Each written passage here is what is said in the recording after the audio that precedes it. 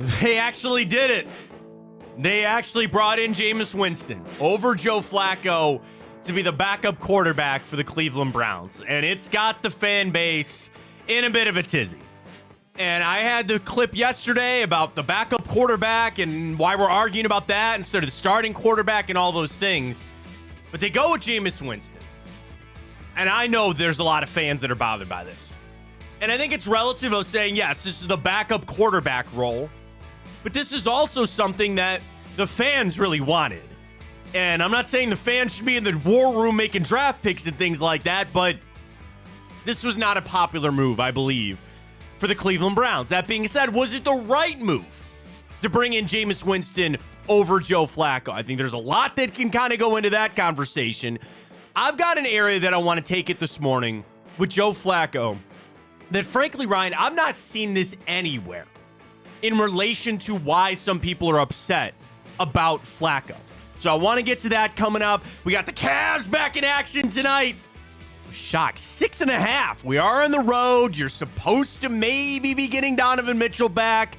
Injuries aplenty. We got our Typico boost. We'll get to that coming up. Another day of the Immaculate Grid. Time up. We'll get to our bracket. They're all going today.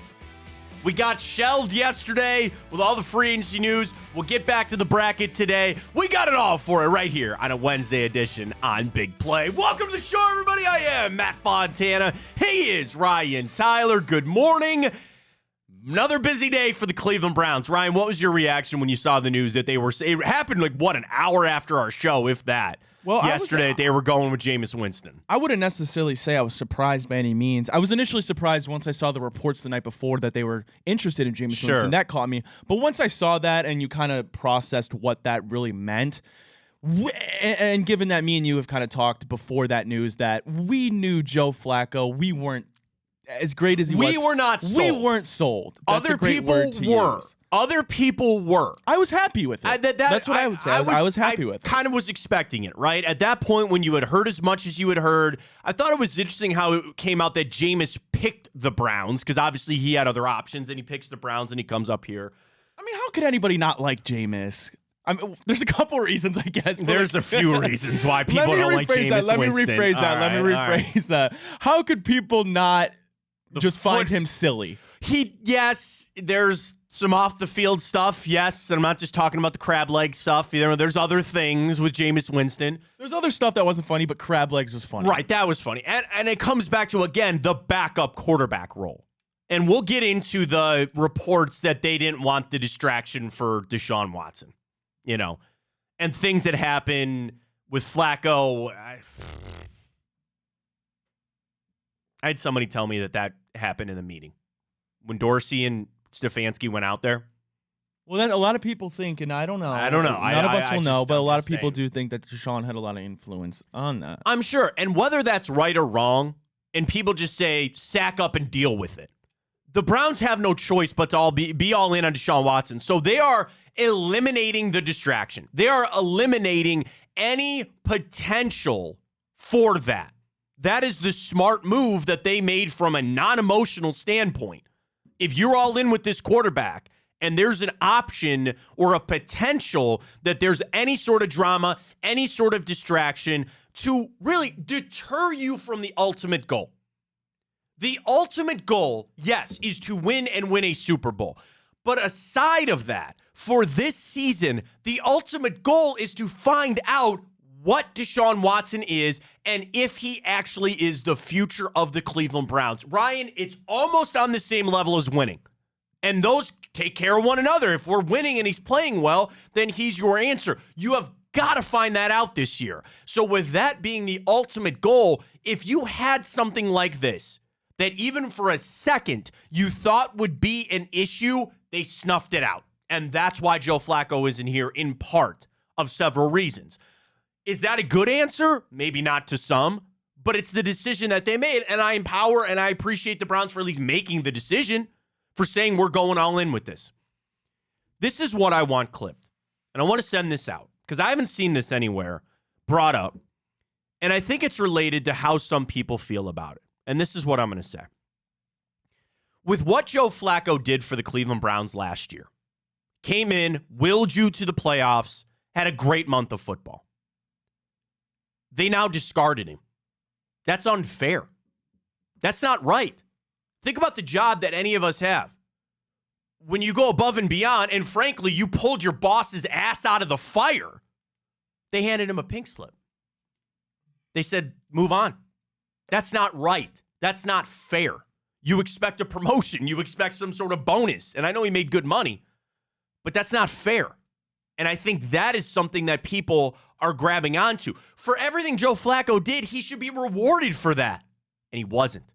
I'm sorry to tell you, that's life. That's no different than, again, you're in my job. How many jobs have you had, or people, or maybe even you yourself, doing everything right, and they still say, sorry, don't have a spot for you. Sorry, we're still moving on here. Dude, I just pulled your ass out of the fire. I just took you to the playoffs, and you're telling me to beat it? Because what are we staring down the barrel now? Joe Flacco might not play football next year. He might end his career with that stretch. That's not right. Think about it. He came in and blew it out of the water. Way above expectations, way above his pay grade. Overachieved. And they still handed him a pink slip. It's unjust. I will tell you that. It's not right. It's unfair. That's the real world. That's the tough part, specifically about the NFL. That is a ruthless business. We all wanted the fairy tale ending. He was at least still here. But, Ryan, there were people that wanted Joe Flacco just to start.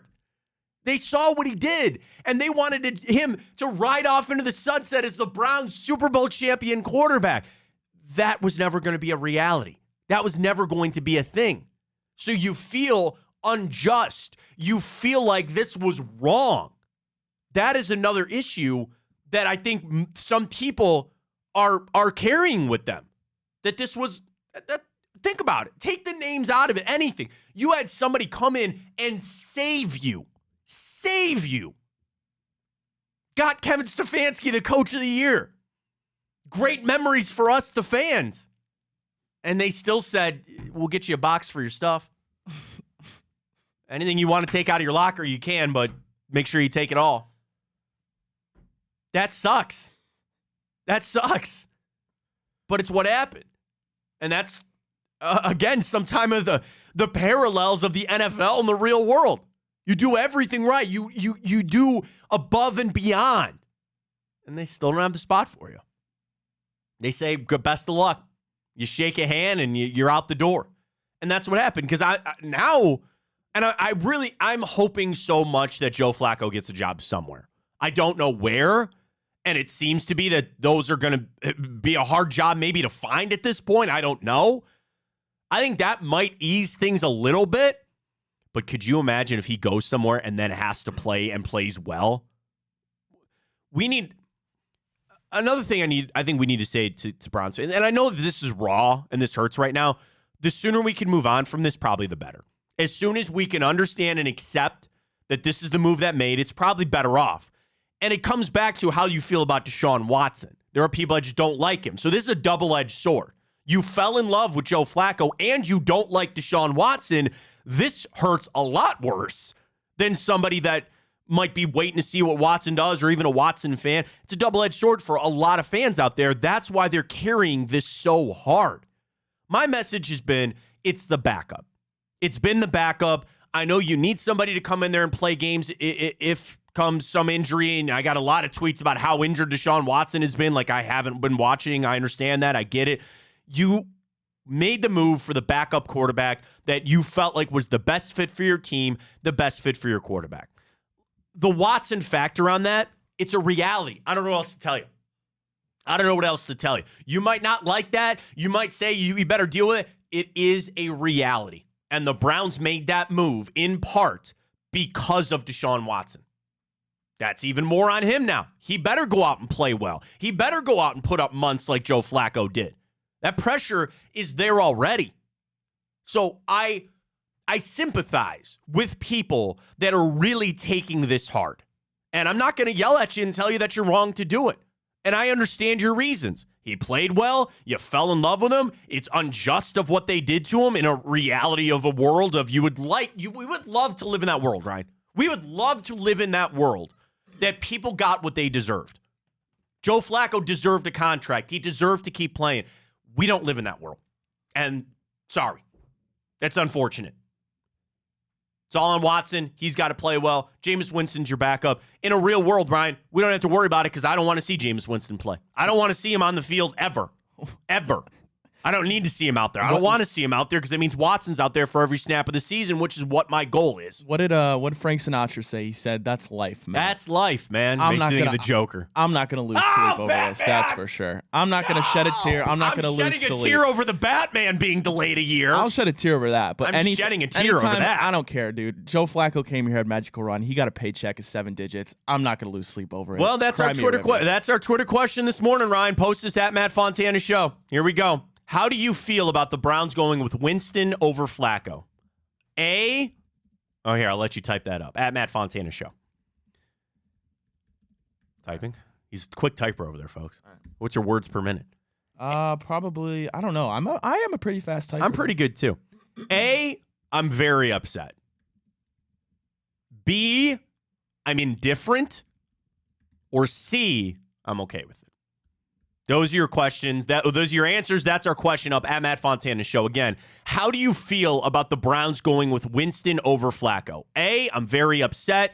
B, I'm indifferent on it. Or C, I'm okay with it. You and I might be voting the same thing here. I don't know. I'm indifferent on it. I am. And I said, I tweeted about Winston saying I'd be okay. Or I said, I don't hate that. I wouldn't say I'm necessarily okay with it, but I'm indifferent on it. I look at it. I'll tell you the one thing I keep coming back to. Again, all that list, it's the backup. It's the backup. I don't really care. I don't. And I have a lot of people that try to tell me I should. And I look at guys like, here's where I think a backup quarterback is truly important. When you have a young guy and you need a mentor in that room. If you go to talk, I'm just going to bring up Baker because he's the most recent example. He was a first overall pick. They brought him in here. You had Tyrod Taylor, who was great in the role that he had. But go ask Baker about Drew Stanton. Drew Stanton was here. And Baker has made mentions over the years about the importance of a guy like Drew Stanton to be here and take Baker under his wing. And there are some other examples of where I think the Browns failed with some of their drafted quarterbacks of not bringing a guy in to say, this is strictly your mentor. And if you want to have a quarterback competition, that's fine. We know how messy that can get. But that is where I put the most importance on a backup quarterback is when you have a young guy that I go to God and say, we're going to pay you a backup quarterback salary. You're going to get $8-10 million. You get to ride the pine. Yeah, you need to be prepared. But another part of your job is to get this guy ready, to understand who this guy is, to have conversations. Because coaches can only go so far. And even if you have coaches that play in the NFL, Ryan, it's different when you have somebody that's in it, that has been a part of it, that is doing what you hope to do. So that is always my highest level of regard for a backup quarterback. You don't need that here. Deshaun Watson is a veteran player. He doesn't need that.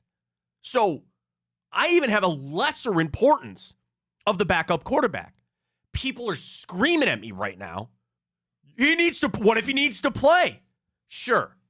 You need somebody that's capable to get in there and play. And there's an element that a lot of coaches will talk about of a backup that doesn't need the practice or game reps and be able to be thrown in there and play. I chalk this up to say, Ryan, if you lose your starting quarterback in a game, you're probably going to lose that game. You lose your starting quarterback for a good chunk of the season, you're probably losing that season. We got a misnomer on what Joe Flacco was able to do.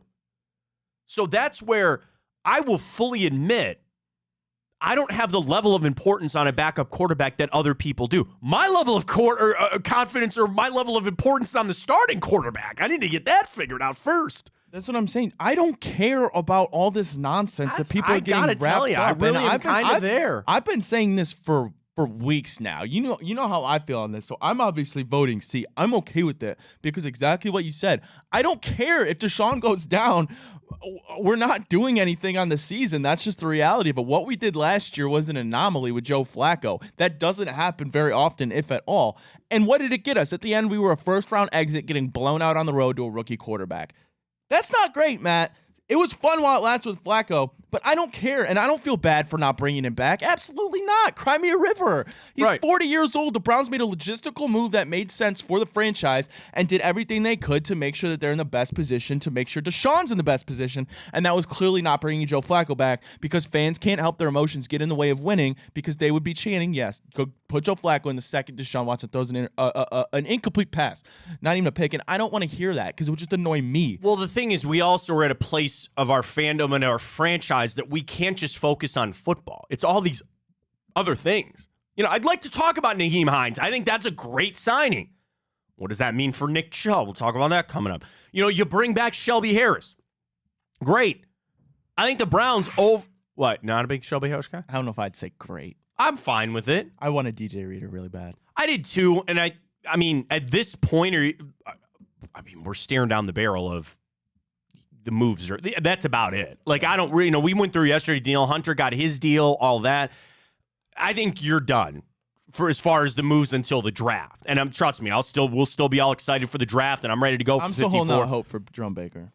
I'd like Jerome Baker to come back. Sure, I'd love that. I guess maybe if you draft, but we got your Mike and you got your Will. Yeah, but you sign Hicks as your Mike, Jeremiah Wiscor as your Will. You want a Sam? They like Tony Fields. Tony Fields has ascended a little bit. And who? Diabate?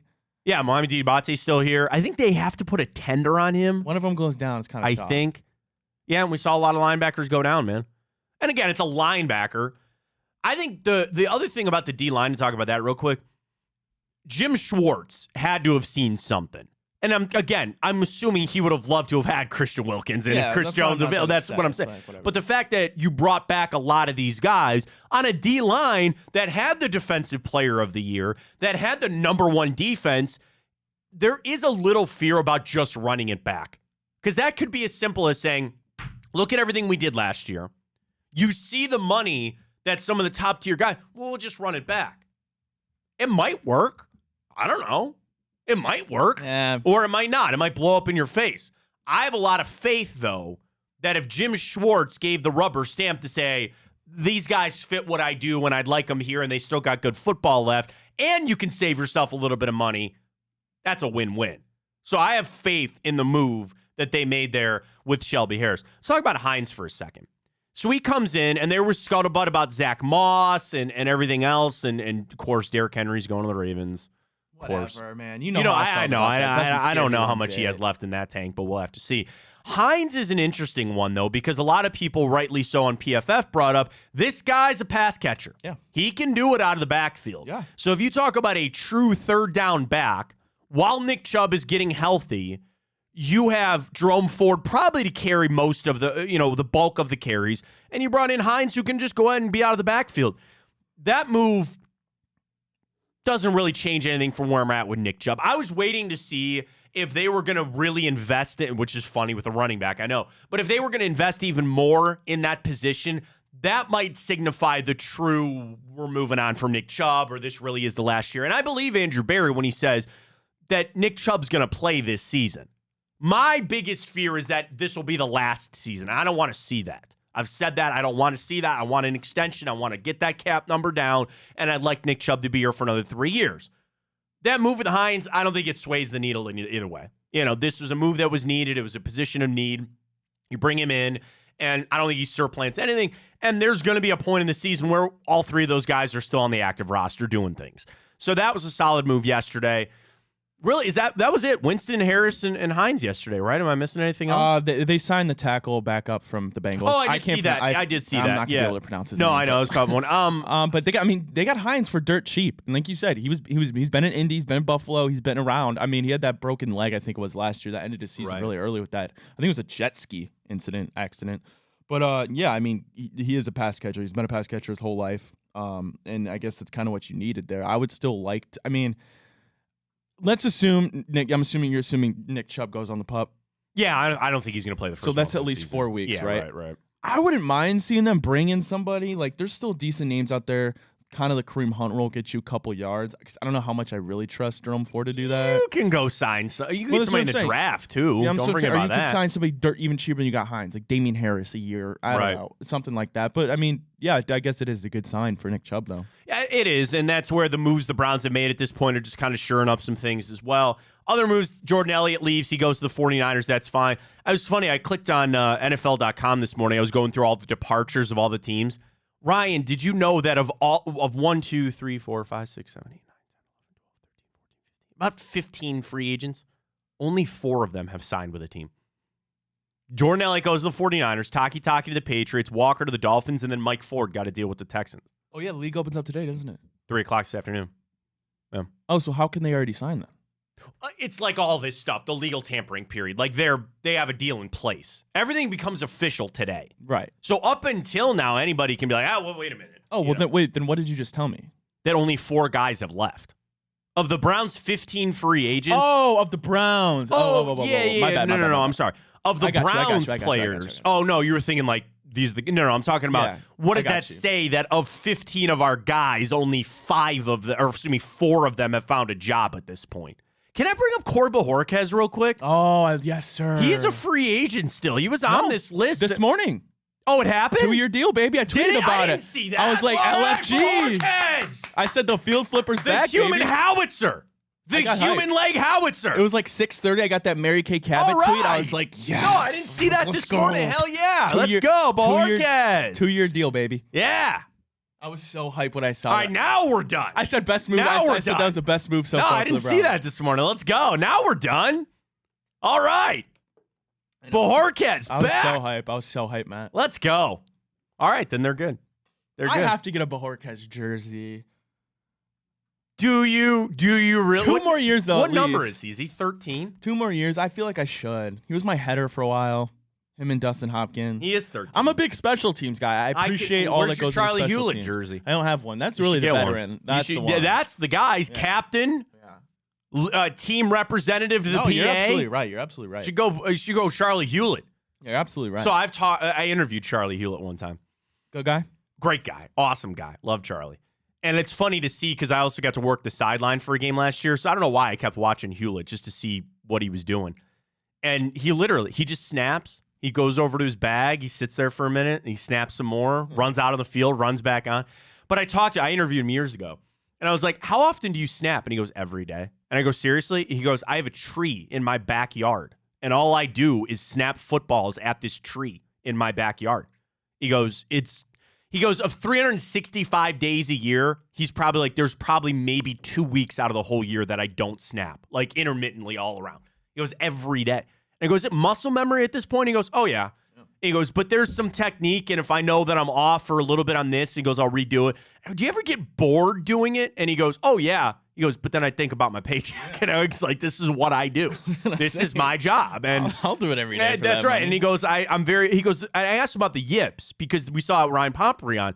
And he goes, the thing is, you do have to make the corrections. He goes, he thinks where the yips kind of came in was, if you know something is off and you don't change it, then it becomes a bigger problem. He goes, I watch video. He goes, I watch a lot of film on my snapping.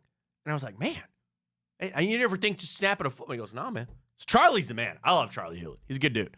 Good dude. Great snapper. Great job. He signed up. He's good to go for a couple. I did not see the Bojorquez news. So literally, that's it. We're done. And again, seeing the list of free agents that are out there, seeing some of these potential trades that are happening, I got to think you're pretty good. You're done. There's nothing else to do. Outside, again, I think the trade is the last thing coming, and I don't really see that with the Browns, so you're good. Your free agency is done. You get ready for the draft now. Do you think the Browns are that much better? Like, I hate doing this. Like, just via free agency? Like, yeah, the great... No. Sports talky. Grade the draft. Grade the free agency. Do it now. I thought it was solid. They did exactly the Judy trade is number one. That was great and fine. People are up in arms about Winston. Okay, fine, whatever. I thought they were solid. I think they executed what they needed to for free agency. Kind of wait to see what else shakes out. The other thing, I still feel like this league is a little held up waiting for what's going to happen with Justin Fields. He's the talk of every town. And yes, I will read into that Jameis Winston has pretty much all but sunk my hopes of the Browns trading for Justin Fields because I really wanted them to do that. Waiting for what's going to happen with Justin Fields. He's the talk of... That was me. That was you. 10 seconds ago. My bad. That was me 10 seconds ago. It's all right. We're just getting double me. That's never a bad thing here on the show. I feel like for Fields, it's the story because, you know, it is everybody wants to know where he's going, what's going to happen. All those reports are happening. But I do feel like it's weird that the league year opens this year and we're done. We're good. Got all our moves. Like, what's left for the NFL except this Justin Fields trade?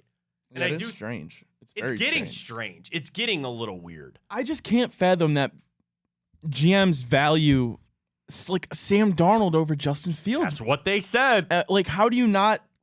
That's supposedly what they said. Not visualize the ceiling unless you just really value maybe a floor that Darnold brings. But I don't know. I think it's people have this idea of what he is, and they don't think it's very good.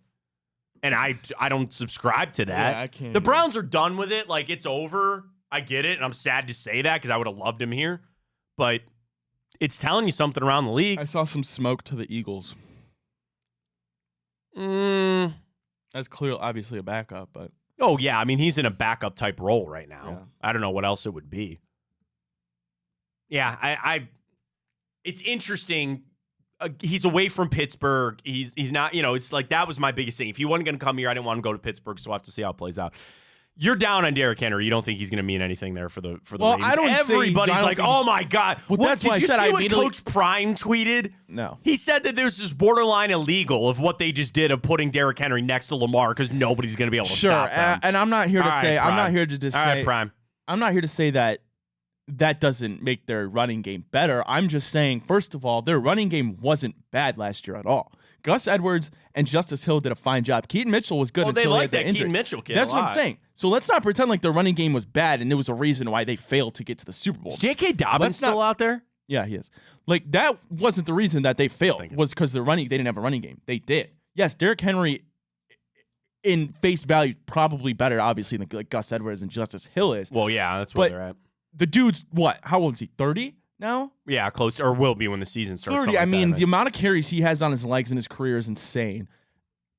I'm not just going to predict that he's going to go back to what he was 2-3 years ago. Like, I don't think that's fair. We've never really seen that before. Like, I'm not necessarily going to say this is going to make them unstoppable on the ground. Like, yeah, Lamar. Everybody's talking about the play or the whatever it is. Why can't I think of the word right now? I don't know which word you're thinking of. Did we talk through it? The option. Yeah.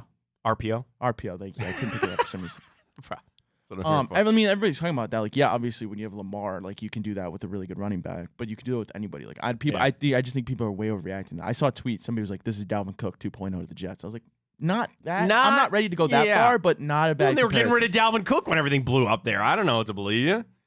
You want to run over to ESPN? So I mentioned about how good you think the Browns did this offseason. Mike Clay is going to tell us. So he ranked all 32 teams after the first couple days of legal tampering for the best. This is the most improved teams. Would you like to guess on the number one most improved team in the offseason?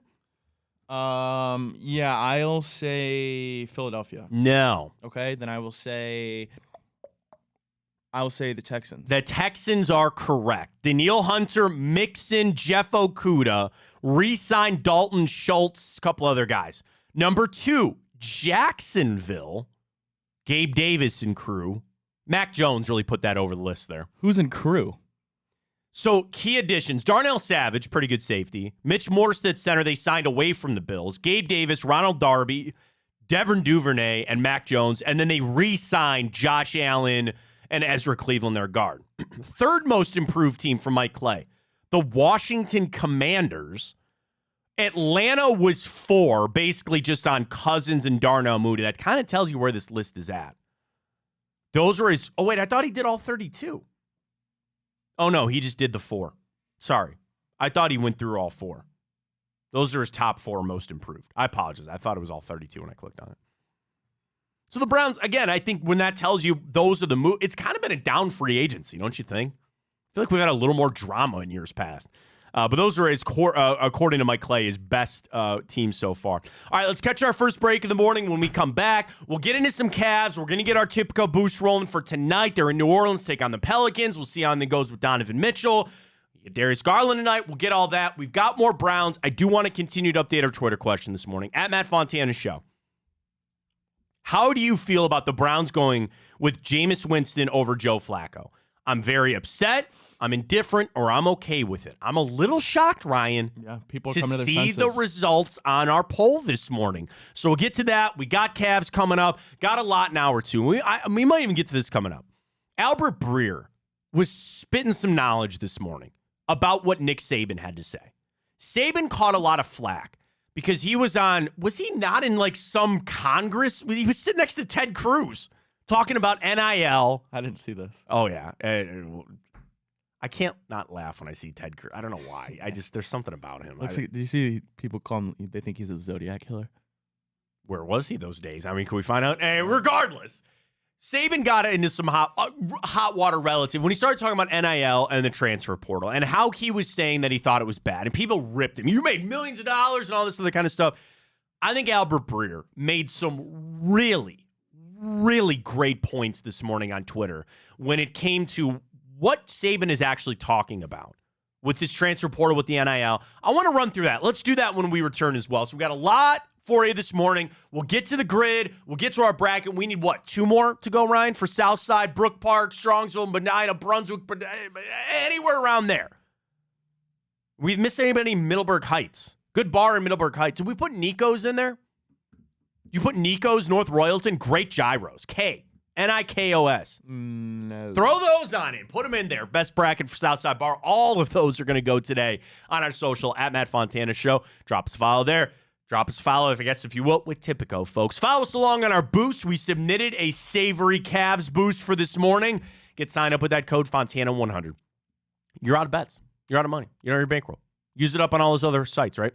Why don't you come over to Tipico? Download the app. Use the code Fontana100. When you deposit and bet $25 on whatever you want, you will then get $100 in bonus bets. And that $25 bet, it could be on the biggest favorite that you could find. It could be the biggest one, but you're going to cash that $100 in the bonus bets. Get geared up for the NCAA tournament coming up, which we have some great content coming with Tipico related to the tournament, so get geared up for that. But Tipico is where you got the imperfect parlay. Could you imagine the amount of boosts that we're going to get for the tournament? Yeah. It's going to be insane. It's going to be nuts. I think we got like 10 tickets punched already. Yeah, well, the tournaments are this weekend. Selection Sunday. Like, funny, I'm doing ESPN on Sunday, and I've already been getting blown up. They're like, we got to do all these interviews. Get ready. Selection Sunday. Get geared up for it with Tipico, folks. Use that code Fontana100 when you sign up. We'll get our Cavs boost going for tonight. We got a lot coming up. Stay with us. Fontana Show right here on Big Play.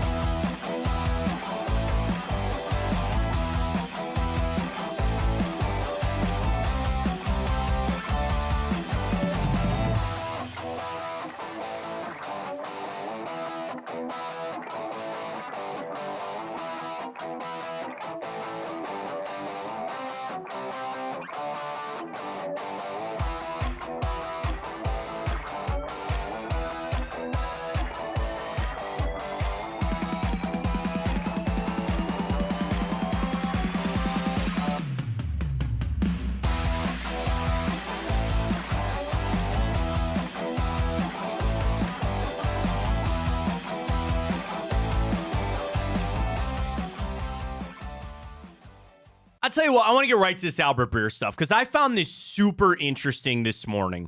Welcome back. Matt Fontana Show right here on Big Play. We got our Cavs boost coming up with Typical. We'll talk a little wine and gold. Our Twitter question is up at Matt Fontana Show. How do you feel about the Browns going with Jameis Winston over Joe Flacco? You're very upset, indifferent. You're okay with it. We'll get to all that in just a second. So we start with Nick Saban. So Saban, we're able to, I swear he was in what looked to be some sort of, Congress room. I don't know what to call it. I know nothing of politics, whatever. This is what it is. He was invited to speak at a roundtable discussion with a handful of U.S. senators on Capitol Hill yesterday. And he spoke about the current landscape of college athletics and contributing to his decision to retire after last season. So he was sitting next to Ted Cruz. There's always politics with that. And he said, quote, "All the things that I believed in and for 50 years of coaching no longer exist in college athletics. It was about developing players. It was about helping people be more successful in life. That's the reason I always liked college athletics more than the NFL, because you have the opportunity to help develop young people. I want their quality of life to be good," said Saban. "I think I said it before. The name, image, and likeness is a great opportunity for them to create a brand for themselves. I'm not against that at all. But to come up with some type of system that can still help the development of young people, I think is paramount to the future of college athletics." So that's what Nick Saban said on Capitol Hill yesterday. Now, people jump on that and they go, "Oh, you old stick in the mud, and you were making tens of millions of dollars off of these kids," and, taking it to a place that I don't think Saban is taking it. They want to take it there because they want to make him out to be some villain, that he was sitting there money grubbing and making all this money and all that. Albert Breer, I think, succinctly put it this way this morning. And I want to read some of the tweets from Breer this morning. And he said, "What I think Saban is getting at is kids going to 3 or 4 different schools, not getting developed properly, not getting degrees, or getting plugged into professional networks for life after football is not worth a couple $100,000. The real loser in that equation can be the players." Breer, I don't think many people are left that don't think college players shouldn't be paid.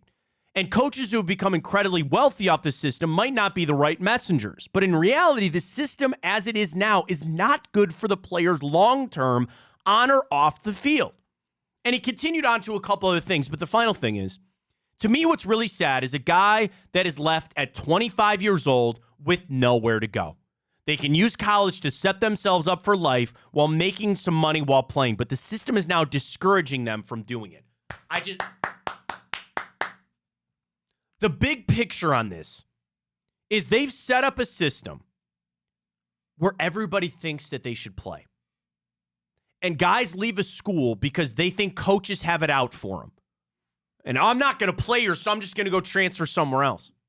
In reality, not everybody is meant to be a Division I starter. Not everybody is meant to go to the NFL. And what they are passing up on is a free education, opportunity to make some money with NIL, but as Breer said, a chance to think about life beyond football. And I will tell you this. I played D3 football, which is basically glorified high school at some point, for a couple of years. And I can tell you that there were guys that I played with, their only focus in life was football. For Division III, it wasn't school. It wasn't about getting an internship. It wasn't thinking about what jobs can I apply to. Oh, well, I'll graduate with a degree. Yeah, with a 2.2 GPA. They check that kind of stuff. Not in broadcasting. But in other jobs, they're going to check that GPA. And they become so solely focused on what they identify as. Their whole life has been football. And I can only imagine that that's even more ramped up on a Division I level, where that is a big part of what you do. But now, with this transfer portal thing, they continue to keep chasing a dream that maybe is not a reality. And I'm sitting here, I could never have played on that level, ever could have played on that level. And there are people that are backups at Ohio State. I'll even talk about Kent and Akron and Toledo. There are guys on that team as just a backup that are better football players than I ever was. But football's not going to pay the ticket anymore. And I'm not saying don't play. Sure, that's a great honor to be able to play and you get a free education. But you better be focused on the education. It's not leaving that school because you couldn't start and I'm going to go to this other school, chasing the ultimate dream of trying to make it to the NFL. And that's truly your dream, great. And you go play in the Canadian League, go play in the UFL, whatever you want to do, that's fine. But Breer's so right that they have set up a system for the easy way out. The easy way out is, I'll make a couple $100,000 and I'll just keep transferring schools till I find the right fit. Maybe you just need to stay somewhere. And the other thing, Ryan, even in high school, what was part of some of that? Waiting for a guy to graduate so you could have that job. And how great it is once you finally got to that job. Yeah, it took you till you were a junior, maybe. You had to wait around your freshman and sophomore year because there were guys or women, if whatever sport you played, that were ahead of you, and you needed to wait for them to graduate. There was some honor in that because now then you were the senior. You were the senior player at that position. You waited your turn. Would you want some snot-nosed freshman coming in taking your job? Be like, no, man, I waited. I took the time to get this job, and I got better. I worked out. I worked on my technique to take this job over. That's life. What do? Going to leave a job because you didn't get what you wanted? It's capitalism. Sure, you can leave whatever job you want. You can go find something else. It's the easy cop-out way that I don't like very much with this. I'm all for players getting paid. I don't really care. The transfer stuff is what just makes my blood boil. And it's just on a level of, dude, you're leaving because you can't beat that guy out? Or you're leaving because you don't want to wait for your spot? But Breer bringing up so many great points about life. That these people, these young people that are just so consumed by the sport that they play can't realize you need your degree. You better be getting that internship. You better be at networking events. You better polish up that resume. And I'll tell you this, somebody said this to me years ago, and it's always stuck with me. Ryan, do you know one of the most powerful things that you could put on a resume in Columbus, Ohio? Ohio State Buckeye. And not even that you just graduated from Ohio State. If you played a sport at Ohio State, use that. Let it take you places. But these people, and again, they're young, dude. They're not, 20, 21 years old, trying to get this figured out. I just thought those were some really great points this morning I wanted to bring up. Because I think they're nailing it on the head. They need to change transfer. And I've said this, and I'll bail out Mark Emmert. I don't even know if he's still there anymore. I'll bail the NCAA out. Ryan, you've known my plan, and here's the plan again. NIL aside, I'm talking about the transfer portal. This is what you get. From your graduating year of high school, you have 5 years to use up 4 years of eligibility. So if you're graduating in the year 2024, you're done with college by 2029. You get injured, okay, that uses up a year. You redshirt, that uses up a year. What happens if I get hurt or what happens if I redshirt, then I get hurt? Sorry, you only get to play for 3 years then. I don't know what else to tell you. You get one-time transfer. Other than that, you got to sit out a year. And there is no more graduate transfers. Because I know why they did that. I guess you don't want to know what you want to keep graduate transfers, that's fine. But the 5-year rule stands. No more DJ Ungaleles, no more. You get 5 years to play your college volleyball, your college cross country, whatever. And if bad luck crops up with injuries, I'm sorry. Because the other thing, they're not making room for the next wave. That's the other thing. They're so focused on people that are in the college game right now. What about the freshmen and sophomores in high school now that eventually will ascend and they get to a school and they go, man, I'm ready to go. Oh, hey, we got a 7th-year senior hanging around here. It's like Matthew McConaughey from Days of Confused. David Wooderson. Just hanging out with the high school kids.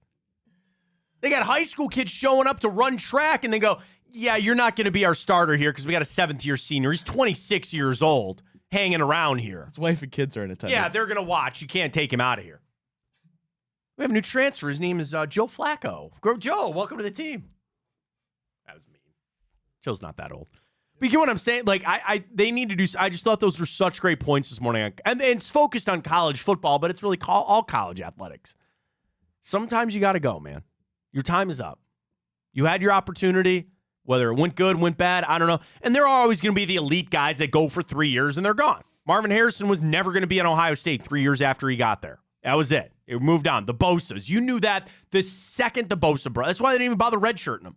There's no point. They're gone. They are out of here in 3 years because they're going to the NFL. There is a small elite group, and Breer brought this up too. Doing the job that he does, he brings up just how small, truly small, that percentage is of not just NFL guys that made enough money to never work again. That number is like, you can't even think about how small that is. Of guys that, sign $100 million deals, and they'll never have to work again. No, man. No. And there are guys that played 10 years, but they were on a couple $1 million deals, and they're working. They're doing something. And that's the thing. That's not crazy. It's not laborious. Maybe, I don't know, maybe they are in construction or things like that, but there's plenty of people. A lot of them get into media. A lot of them do this. A lot of them get into business. But you are now robbing these kids of this opportunity because they transferred all over them. How does that look on a resume? Where you sit down for a business, say you're going to be an accountant, and you sit down, they don't give a damn that you played football. And they look down and they go, well, wait a minute. You went to 4 different schools? Yeah, you graduated with an accounting degree, but you went to 4 different schools? Did all those credits transfer? Yeah, I can't imagine if I went to 4 different schools, I can't imagine there's much curriculum that I would actually retain. Like, I might pass and get through it, but just that transference with dude, I can't imagine you attain much of that curriculum. I'll tell you this. I had a buddy that all he did, he didn't change schools. All he did was change his major twice. It took him another 2 years to finish out. Yeah, and they were relatively close degrees. I have a buddy that's the same thing right now. He still has another year and a half left. Because he changed his major. Yeah. And that's, again, you want to change, you know where you're going, which I think is also crazy. There's a lot of people that have conversation. You're asking people that are 18 years old to make decisions that will impact the rest of their lives. And I know plenty of people go back to school in their 30s or they have a career change in their 30s. I get it, all of it. But, like, how does that look? And you sit there and go, dude, you went to 4 different schools. And if you said, I was trying to chase football or I was trying to play here or that, like, doesn't that say something to you about why aren't you just going to leave this job to go try to find something else? And I know people that their job, like, I know people that have changed jobs a lot in their careers. And that's not always a bad thing. But I just thought it was really interesting, a lot of the stuff that Breer had to say this morning when it came to what Saban had to say. Kind of bailing out Saban just a little bit. Because I think Saban, that's what he was getting to. The issue is that coming from him, it's always going to be, that message will never hit because he was one of the people getting rich and fat off these kids. But I think Saban is right. The development of players, to say you stuck it out means something. Seahawks signed Nick Harris, 1 year, $2.5 million deal for a former Brown center, who I thought was going to be the center of the future after J.C. Tretter. And they find Ethan Posick. So there goes Nick Harris. Retweet that. That would be the 5th Browns player, or 5th Browns free agent to have a new job. There it is. Nick Harris gone. Let's update our Twitter question this morning before we dive into some Cavs. Our question this morning, after the Browns have gone and gotten Jameis Winston over Joe Flacco, how do you feel about that? Ryan, the results, please. Currently leading with 47% of the vote. They're okay with it. Second, I'm a little shocked by that. Second, indifferent, 36. And lastly, very upset, only 15.6%. Browns fan 2021 says, I want to know the people that selected very upset. Or why they're very upset. I would think that there's an emotional attachment to Joe Flacco. That's why. Brian on Twitter, there's a reason Flacco hasn't signed with anybody. I mean, he's not wrong. Yeah, and like, I'm just going to say this. You can't call on him again. Like, think about if he was, say it played out again, right? Watson got hurt, Winston's not good, and DTR is not it. And Flacco is still out there. If I were him and they called, I'd say shove it up your rear end. Do you think Flacco's going to get a job? He'll get a job somewhere. I feel pretty I think he's going to get a job. I hope so. Maybe Denver? I don't know. I mean, I think what's going to happen is Maybe after the draft? I thought about that, but I think he'll get a job by the end of the week. I really do. There's got to be a backup job out there for him somewhere. That's all he's got now is a backup. That's fine. But where? I don't know. That's is it not unjust? Like for everything that he did, and you're looking at guys that were backups and they're still getting starting jobs and all that. I get it. It's unjust. It's unfair for Joe Flacco. That's a tough spot. I will tell you this too, as a human being, I feel terrible for Joe Flacco. I do. Why? He believed that he was going to be able to play another year. And that's sobering. And that's a slap in the face when that's not the reality. Now, the other side of it, he's 38 years old. He's got to realize that the end is near for his career and that this maybe was bonus time. But I'm sorry. I'm a sucker now that I'm a dad. The stuff about his kids. They already watched But they saw him. But to have the belief that they get to do that again. That they get to go, and not even necessarily maybe in Cleveland, but I'm sure that even his kids thought this is great. We get to go back to the games, and we get the jerseys again, and Dad's going to play. I think they'll be all right. And again, I know, and to break the news to him, and trust me, like Joe Flacco set himself up pretty well for everything. I feel bad for him. I do. I do. I felt like he wanted to keep playing. He'll be all right. I hope so. You can go watch games with his son on the TV. Here's the reruns of Dad. Here, all that kind of stuff. Go put on his Super Bowl tape. They'll be all right. Yeah, they'll be all right. They'll figure that out. All right, let's do this. I want to talk some Cavs, coming up for tonight. Is our boost up? I didn't check this morning. Sorry. No, not yet. Okay. Boom. You don't know? Wait, I'm sorry. I wasn't listening. No, it's not up. It's not up yet. All right, we'll get it up. I don't want to tell people what it is because if we got to change, we got to change. But anyway, we'll get to our boost coming up at Tipico. Cavs tonight down there in New Orleans, 6.5 is where we're at. This is tough. Do you know that the Pelicans are 7-3 against the Cavs in their last 10 games? New Orleans is 11-1 straight up in their last 12 games at home against the Cavs. Why do the Pelicans stick it to us all of a sudden? I'll get to some of those trends coming up. The big question is tonight, will we get Donovan Mitchell? What's up with Darius Garland? Is he even on the injury report? I'm done trying to calculate. Dean Wade out, Strus out, Evan Mobley out, Donovan Mitchell maybe, and I'm hoping that Garland can play tonight. I'm at this position now with the Cavs. We go back and forth on how we feel about them getting ready for the playoffs and gearing up and all that kind of stuff. I'm almost like, I don't know what to expect on any of these games. I don't know what to expect for this game tonight. It's an 8:00 tip, it's late game, all that. You know where my head's at. You're ready for the playoffs. Yeah, I get it. And watching, these past couple weeks have felt so long with the Cavs. It's just felt like a grind, and not in a good way. And I think it's part of the schedule. They got to get through this little stretch here, and then maybe they'll start to get some rest and all that kind of stuff. We're going to take the Cavs in the points tonight, all right? Like, I don't really necessarily feel... If Mitchell plays, we're good. If Mitchell plays, I feel good about the Cavs plus 6.5. But we'll get to our Tipico boost coming up in a little bit. So stay tuned for that. I can't wait to see what they boosted up to. We'll get to that. All right, what do we got tonight? Bonus time. Bruce Drennan tonight, correct? Yeah. So we got Drennan. We got that clip from Come Get Some making some rounds. You want to play that in hour two? I'd like to hear that. So Greg Williams, of course, Greg and Blake, Come Get Some on Mondays. Ryan with a little bit of look. We'll get to that. But last night, Enter the Jungle, James Rapine and crew. Tonight, bonus time. Tomorrow, we got the Big Play Cincinnati show, our newest show here on Big Play. We got it all for you, folks. Follow us on Twitter. Easiest place to do is at Big Play. Then on YouTube, Big Play. Also on Instagram, all the clips, all the reels, and all the shows right where you need it with our friends here. Well, not friends. We are the Big Play. We're the family. We are growing here. Really appreciate all your support with our great friends across the board. All right, let's get it. Break in. When we come back, we'll get to the morning update. We got the Immaculate Grid as well. Stay with us.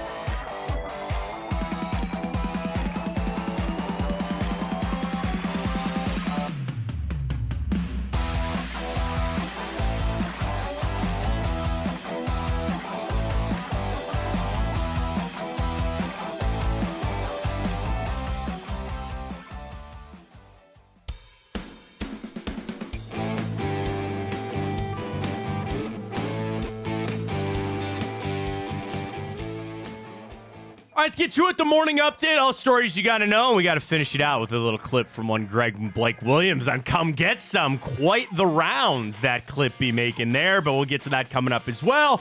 Ryan's got the stories. Wednesday edition. What's your topic? Alrighty, well, the Cavs are back in action tonight as they take on the Timberwolves.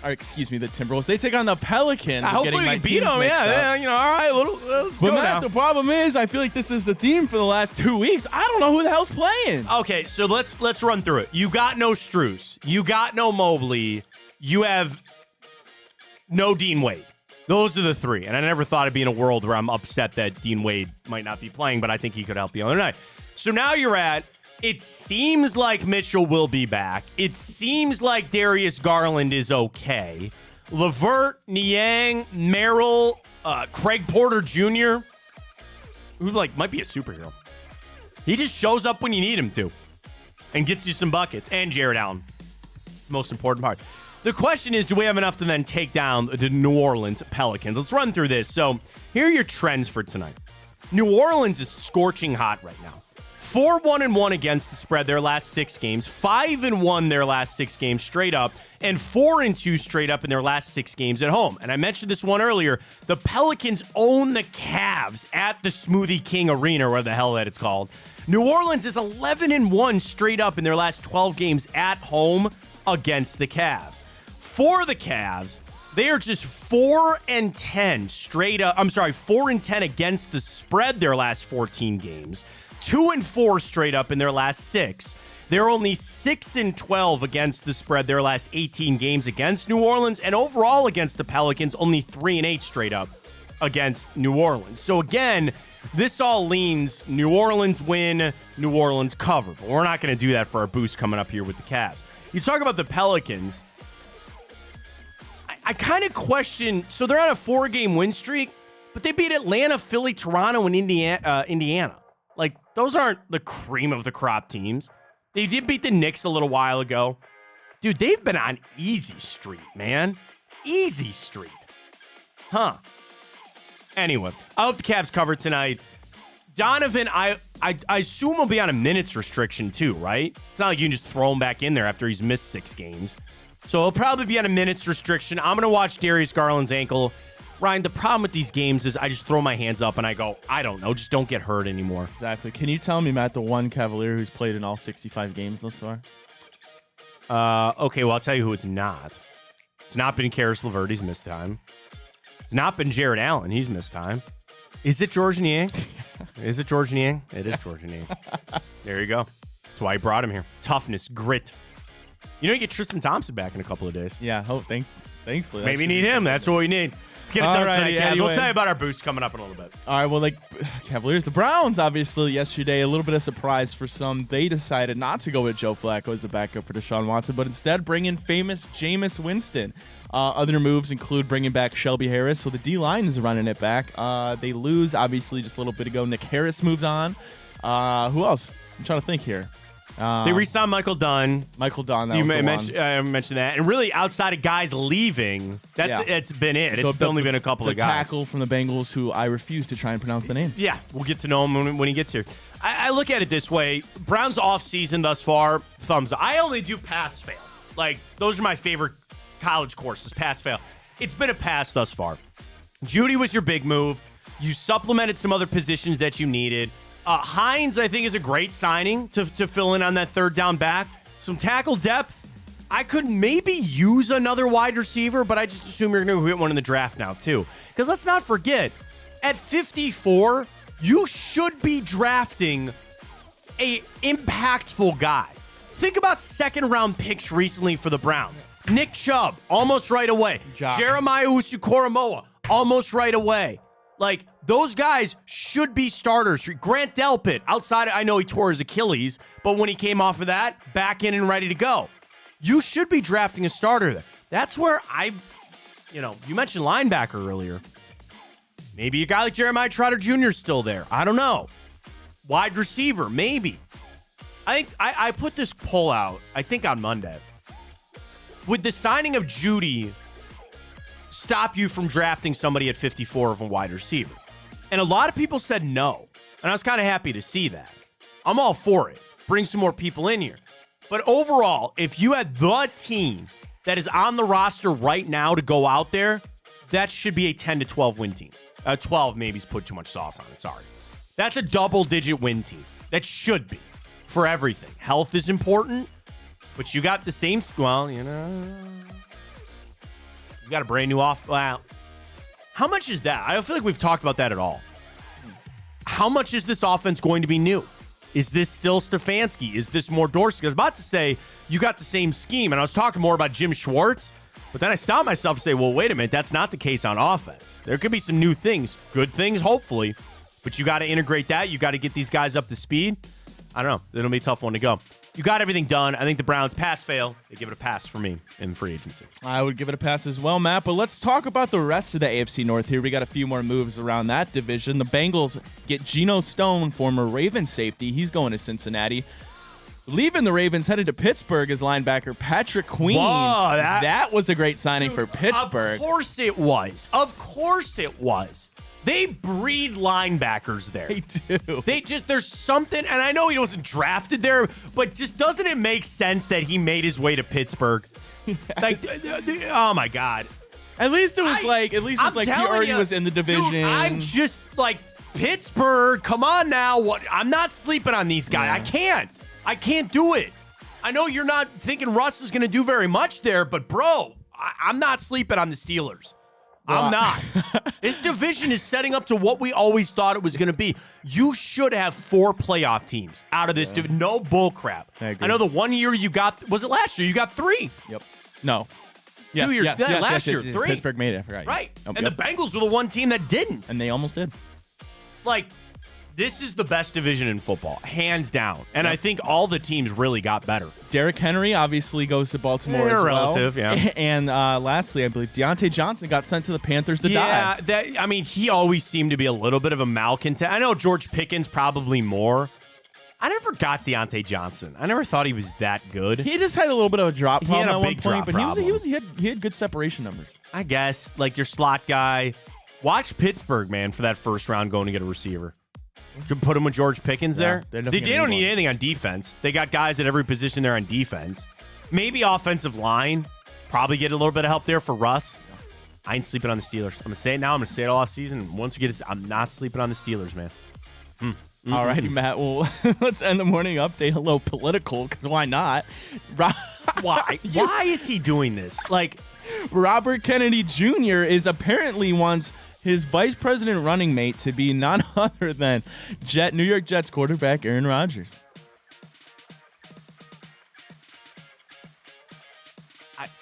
Why? The politics in this world, and I know we've had actors, be presidents before. I get it. The thing about not being career politicians, and can he do that? Like, he will have to campaign all summer while rehabbing from an Achilles injury and then go out there and play for the New York Jets. It's not going to happen. Imagine if he's playing quarterback and they have to have Secret Service people on the sidelines for him. Think about that. Okay, would they let him do that? You know how many roughing the passer calls? Like, would you do? Think about that. You would have to have. It's not going to happen. You would have to have Secret Service people at these games to protect Vice President Aaron Rodgers. He's in the post game. Aaron, what'd you see on that throw there? The corner jumped the route and I misread it. Next question. What do you think about the political state of what's going on over there in Ukraine? Well, you're going to ask him about the geopolitics? You're going to ask him about the economy? One question will be about picking up blitz coverages, and the other one will be about the economy. Hey, what's your stance on the COVID vaccine? Oh, we already know that. Don't ask him that. Never mind. He's a noted ayahuasca user. Is that okay? Does that get your vote? I've never done ayahuasca, but keep it that way, Ryan. Yeah. Keep it that way. I don't know, whatever. But that's got to be for clicks, right? No, that's got to be. And I know they've ran polls that would say about if The Rock ran for president or things like that. It is a giant, not necessarily publicity because it is, but like you get people that get clicks, they get the likes, they get all that kind of stuff. It's not ever like, no, it's just, it's all clicks. And then people use it as clickbait on social media and whatnot. Aaron Rodgers loves that. Aaron Rodgers loves it because I don't think anybody is out there as much of a attention-seeking person as Aaron Rodgers. Yeah, I mean... And the thing is, when you have people that say that they're not attention-seeking people, then that tells you all you need to know about it. Like, he loves doing that stuff. He loves riling the people up. Whatever, man. Do it your own. You want to vote for Aaron Rodgers? Is that a ticket? I don't want to ask. Don't answer that question. What? Kennedy and Rodgers, is that getting the vote of the people out there? Man, think about, dude. Not my place. I just need to say this. And this is for the right, for the left, and in between. You got two guys that are elderly trying to push for this, and then RFK and a quarterback to lead our country. This is America. You got two guys that are grandfathers age. Great grandfather age. Potentially. RFK and a quarterback for the future of our, for the future. Let's go. Anyway, you want to hear Greg Williams talk about winning a Super Bowl in Cleveland? Let's good transition there. Come get some Mondays here on the Big Play Network. So, of course, Greg Williams down in D.C. He's coaching the Defenders. He's coaching.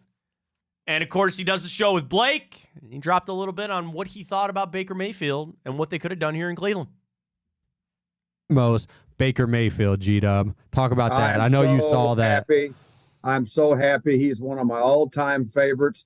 I believed with all my heart we could have won a championship with him had I stayed at Cleveland instead of heading out. And I'm so proud of how he has proven himself time after time after time, from high school to college to the NFL, and now within the NFL. Hey, come get some, Bake. I'm very happy for him. No doubt. 3 years, $100 million, which really in this market nowadays, I mean, that's a really team-friendly deal. So he would have won a championship with Baker here. I love Greg. I do. I'm a big fan of Greg Williams. And I'd be lying to you, Ryan, if there isn't a little part of me that thought, yeah, maybe. I famously said on my prior stop in a clip that I know they still have, I said you could have won a championship with Baker Mayfield. I said that because I felt like in the right system with the right players, he could do that. I do. Baker Mayfield is a playoff quarterback. He's now done it twice. If you're a playoff contending quarterback, I would have to believe that you are a semi-Super Bowl contender, right? If you make the playoffs, you're in the hunt. You're in the chase of this. I get it. I kind of agree with Greg. Now, the crap storm, Odell and everything. I mean, there's too many things. There's too many things that you sit there and you just wonder about. The mistake very clearly was moving on from Greg and going to Freddie Kitchen. What did everybody want? Greg is the head coach and Freddie is the OC. Couldn't have gone much worse than what we had in 2019. Really couldn't have. So I understand where Greg's coming from, but that's butterfly effect. That's if this happened, then this happened. If my aunt had this, she'd be my uncle. I get it. Like, it's any of that. But I'd be lying to you if I didn't say that there's a little semblance of truth to what Greg said. Just you know how it played out. You know how bad it went. And could have gone better. Should have gone better. About a championship, though, I know that's a high bar. That's a really high bar. It's a pretty high bar. Pretty high bar. But we appreciate Greg. Come get some on Mondays right here on the Big Play Network. All right, let's go. Here we go. Greg would be great at this game. Oh, yeah. Because all the players that he coached, he'd be all over this. He'd be great.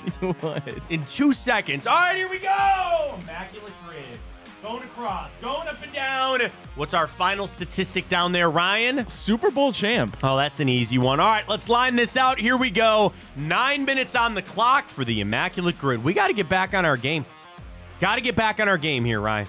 Yeah, we do. Oh my God, I still have the timer going from yesterday. Forgot to do it. I'm almost at exactly 24 hours because that's when we did it yesterday. Yeah. Stop, reset. 9 minutes on the clock. Go. Ryan, here we go. All right, Green Bay Packers, Super Bowl champion.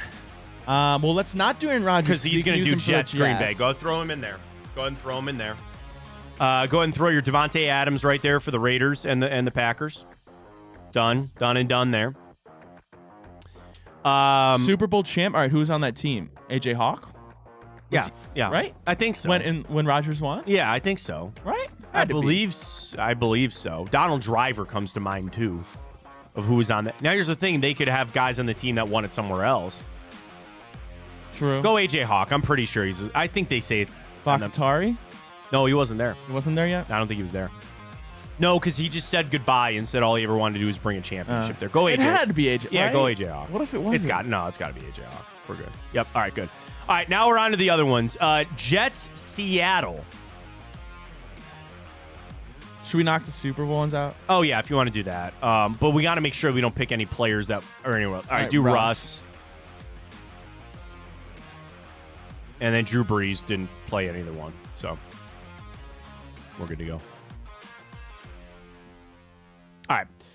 Seattle and the Jets. Is it... Oh, Jamal Adams. Did they not regret that trade? Holy cow. Okay.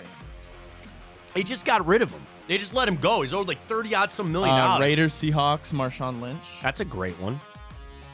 That is a great one right there. All right, we're cooking, man. That's a minute 30 in. Yeah, no Look kidding. at us. All right, Saints, Jets.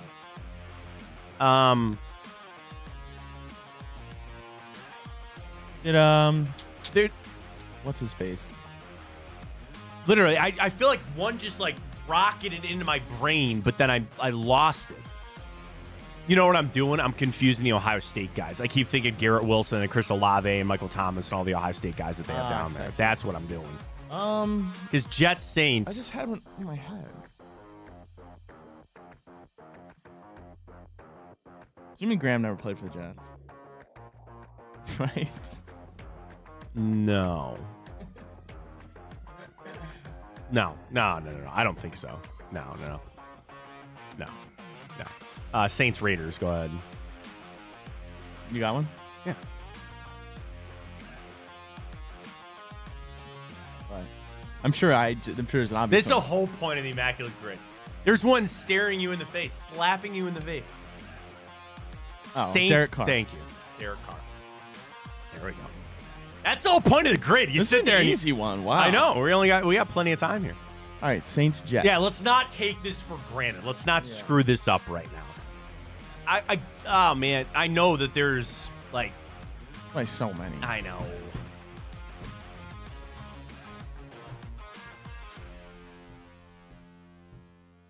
I keep thinking skill position, wide receiver, running back for some reason.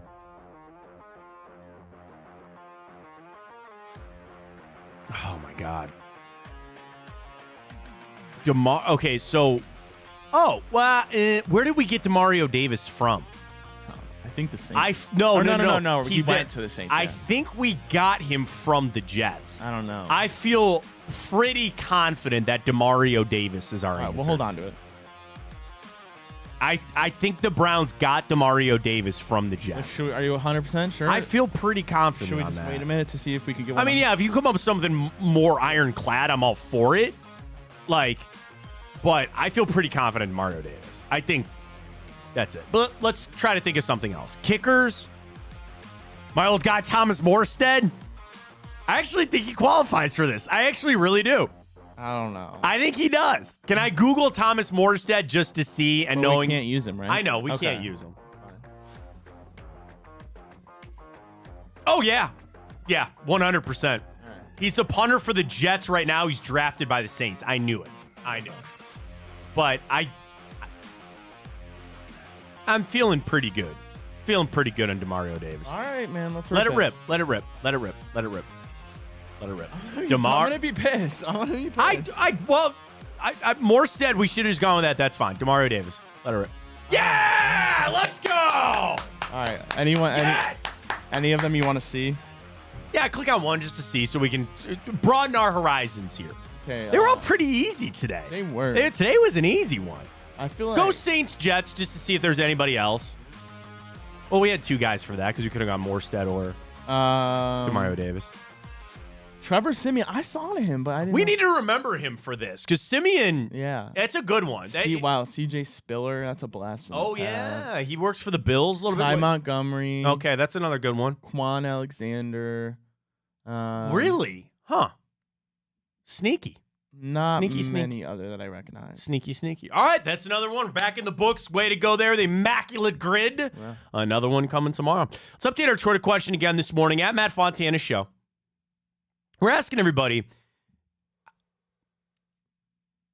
how upset are you, basically, about Winston?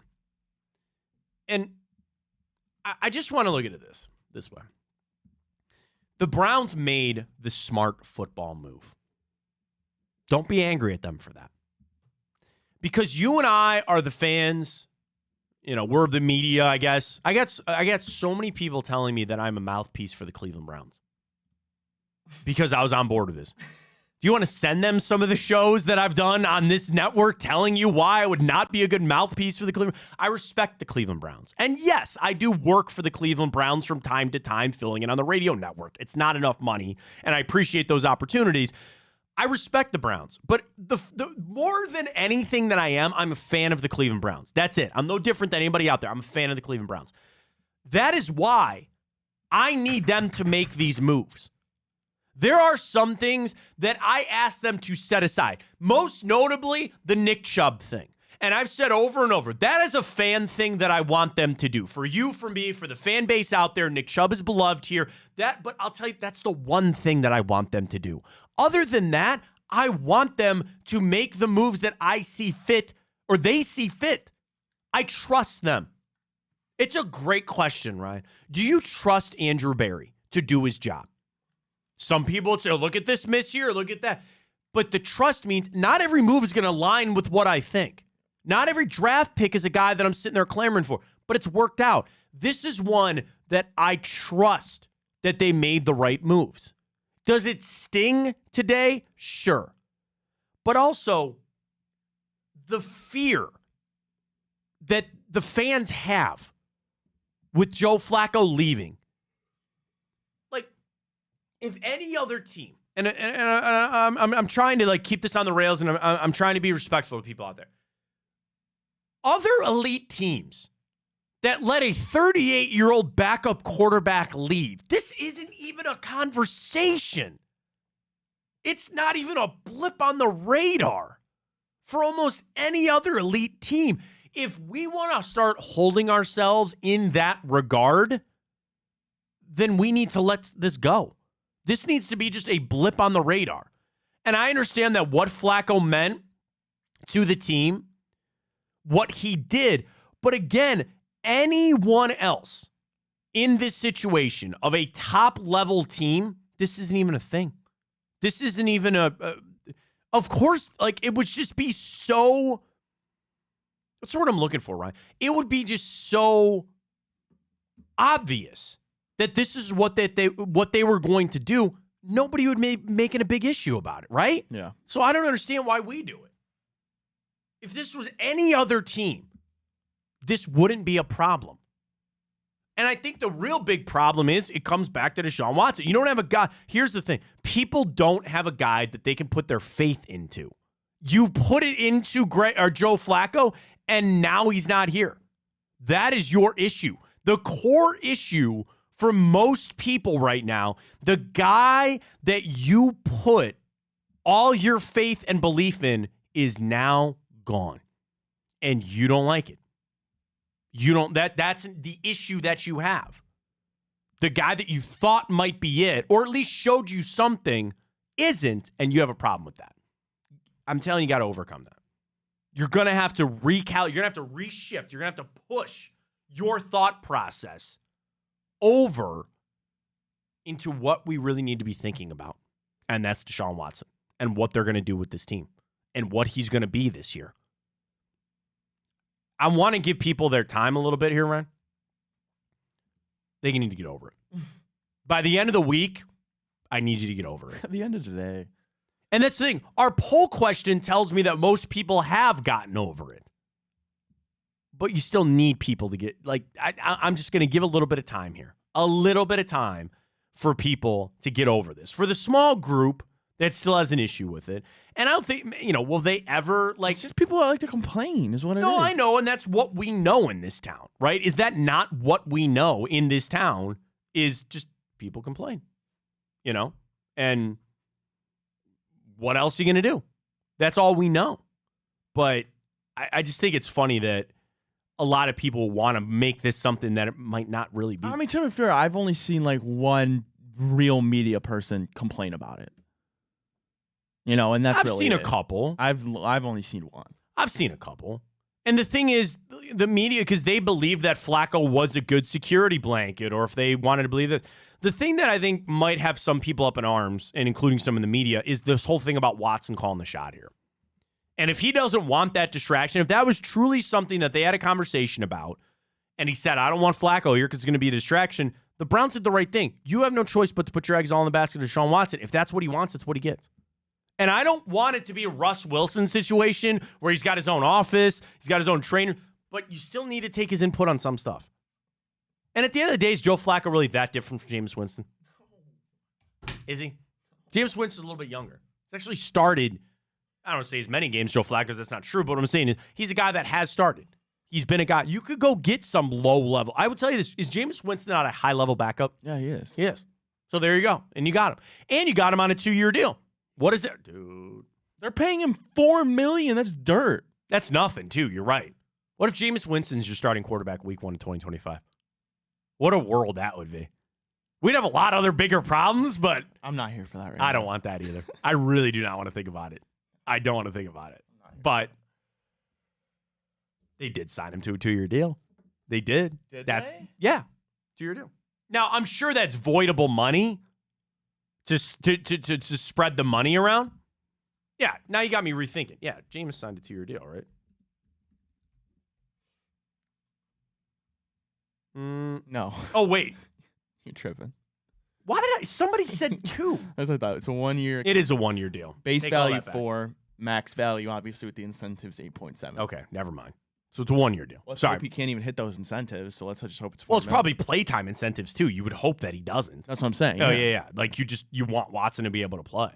And then you don't have to worry about it. $2.79 million signing bonus. Again, I think that's pretty fair. Yo, it's really cheap. Any interested in Hunter Renfrow? He's gone. He's out of the Raiders. Depth guy. I don't know. Nothing. No, not really. I don't think we have a need for him right now. No, nothing. That's just really. It's kind of slowed down. It's funny that everything's kind of slowed down today. Now, Lad McConkey? Oh, I know sign you me and your up. Lad McConkey love here. Dude, he's so good at football. I'm just saying. All right, let's do this. We come back. We got time hop. I got a retirement, a famous one, and then a famous unretirement. So we'll get to all that coming up. One movie for Ryan today as well. So jump into time hop. We'll get you our typical boost. More to come. Fontana Show right here on Big Play.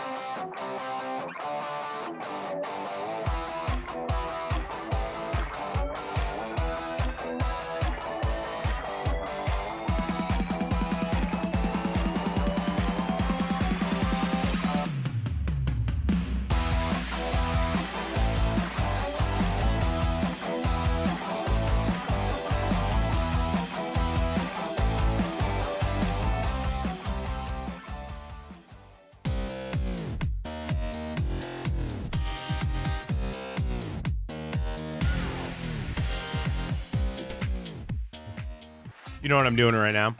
I'm going What back is to that? Time Hop for yesterday and typing in the Browns sign Jameis Winston this day 2024. There you go. Just to keep the running total. That's how we do it here on Time Hop. Welcome back. Matt Fontana Show right here on Big Play. Follow us Twitter, YouTube, Facebook, up on Twitch, everywhere that you need us at Matt Fontana Show. We tell you what happened this day, the 13th of March, the date. 1 year ago today, Browns free agency. They signed Oba Okoronkwo. I thought it was a solid addition, nice rotational piece. And they re-signed Ethan Posick to be their starting center of the future moving forward. Also 1 year ago today, the Raiders signed Jimmy Garoppolo. Probably a miss. Yeah, I'd say Dude, so. I tweeted this out because a report came out 1 year ago today that David Tepper of the Panthers loved Bryce Young. Frank Reich loved CJ Stroud. Where are we today? Frank Reich out of a job, CJ Stroud the offensive rookie of the year, and Bryce Young can't see over his offensive line.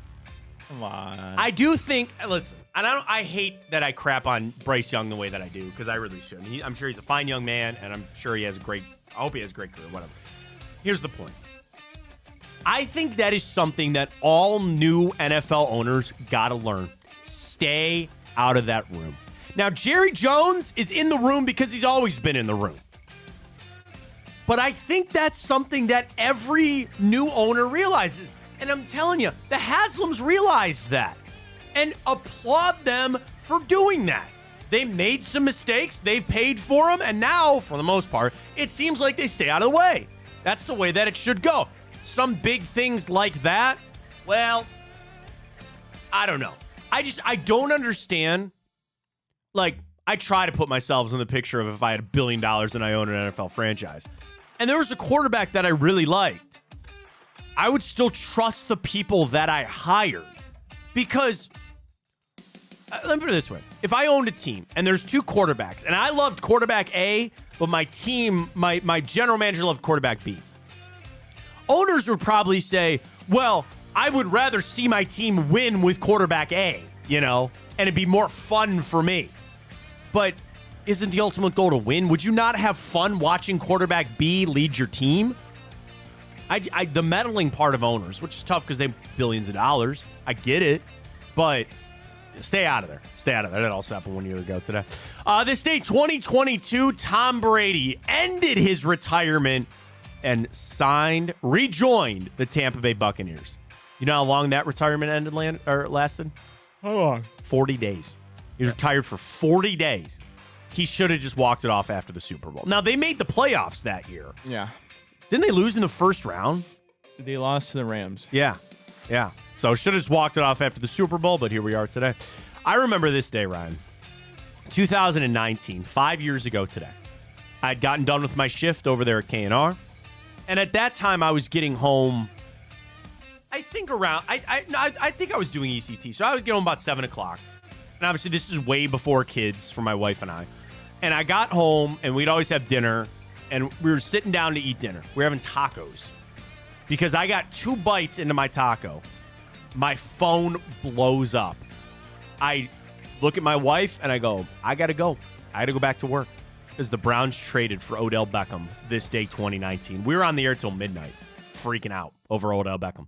At the time, dude, it was the biggest. It was massive. I remember it. And there's only a couple of times in my career where I drop something and I go into work for it, and that was one. Again, I was at home. I think Aaron and Emmett met me back at the studio, and we did a show like basically all night about them trading for Odell 5 years ago. It seems longer. Does it not seem like that was 10 years ago? But it's just 5 years ago today. The Browns traded for Odell Beckham. This day, 2018, reports that the Bills were going to trade into the top 5 for a quarterback. The Browns had number 1, and I then sent the tweet that I said, you got to take a quarterback at 1. I thought Darnold. Baker was like 4th on my list. Seriously. I wanted Darnold, Josh Allen. I wanted Josh. Josh Rosen. And then Baker. Yeah, I wasn't really vibing with Bake. No, I wasn't either. And boy, was Dorsey having a different idea there. This day, 2012, a sad day that Encyclopedia Britannica announced the end of its printed version. It's still online, and it is the longest continually and oldest in English encyclopedia, Encyclopedia Britannica. Think about that a lot? What do you mean? The ending of it, you said a sad day. Well, sad day. And you did the printed book. Like, you'd go to the library. No one goes to the library anymore. And you just have the whole, volume 1, volume 2. Like, you'd have all these things. I think it was Encyclopedia Britannica. There was a game that you would play on it. Do you remember? It was like a medieval game. You would go through dungeons and stuff. You had to answer questions. No, brother. Oh, my God. Different age. Stop that. Hang on. Good luck. Encyclopedia Britannica. Encarta Mind Maze. That's what it was. Encarta Mind Maze. That's it. Never heard of her. Released in 1993. Mind Maze is what it was called. So maybe it had nothing to do with Encyclopedia Britannica. Dude, I could play this online right now. I can play this on an emulator. Yeah, Mind Maze in Microsoft Encarta 95. What a game that was. Oh, man. Taking me back to a time. Graphics were 16-bit. It was terrible. Awesome. I love it. It was all great and terrible at the same time. This day, 2011, Ohio State won the Big Ten tournament. How long till they do that again? For basketball? Men's basketball, yeah. My God. It's going to be a little while. This day, 2009, LeBron scored 51. Cavs beat the Kings 126-123. That clinched the Cavs' first Central Division title since 1976. And it also ended LeBron's streak of he was going for 4 straight triple-doubles. I mean, I know Jokic gets them all the time now and all that, but almost 4 straight. I mean, back then. Triple-double, that's pretty good. A bigger retirement this day, 2000, Dan Marino announced his retirement. He unfortunately has that as probably the best player to never go to a Super Bowl. Not just not win one, but never. Oh, no, did he go to one? He went to one and lost. I don't know. I think, but never won. He never had one. Yeah, never had one. This day, 1992, LA Lakers play-by-play man Chick Hearn called his 2500 straight game. He had a streak that started in November of 1965. He went 3,338 straight games into 2001 as the play-by-play man for the Lakers. This day, 1960, the Chicago Cardinals moved to the St. Louis area, but that was in the NFL, not baseball. That was the Chicago Cardinals of the NFL moved to St. Louis, became the Cardinals there, and of course, they would then go to Arizona after that. This day, 1781, William Herschel discovered the planet Uranus.